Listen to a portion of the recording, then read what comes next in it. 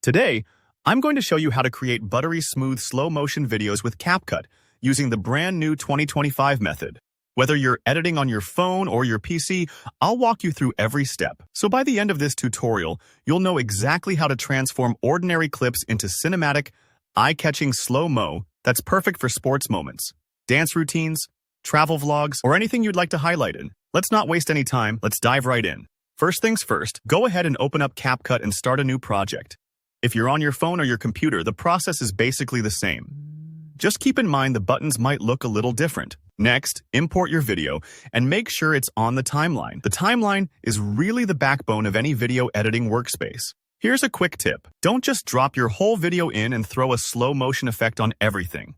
Instead, find the exact section you want to slow down. Maybe it's a jump, a cool trick, or just the part where your friends make a funny face. Use the split tool, a little scissor icon, to isolate that section.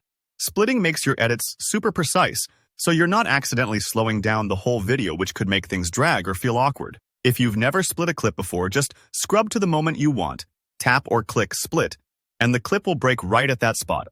Alright, with your chosen section isolated, select that segment so we can slow it down. Now, look for the speed options. On mobile, you'll usually find this at the bottom of the screen in the toolbar. On PC, it'll be a panel up in the top right. Click into normal speed. We're not using speed ramping for this one, just straight up slow motion. You'll see a slider appear. Drag it to the left to slow things down, and you'll get options like 0.5x or even 0.3x. The lower the number, the slower your footage. But here's something worth keeping in mind. Slower speeds can sometimes make video look choppy, like it's stuttering or missing frames, especially if you shot at regular frame rates. That's where the next trick comes in. Once you've chosen your speed, take a look just below the slider.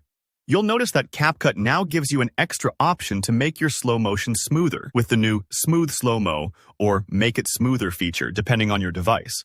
On mobile, you'll see a little drop-down where you can select better quality, and I definitely recommend using that, even if you need to wait a few seconds for it to process.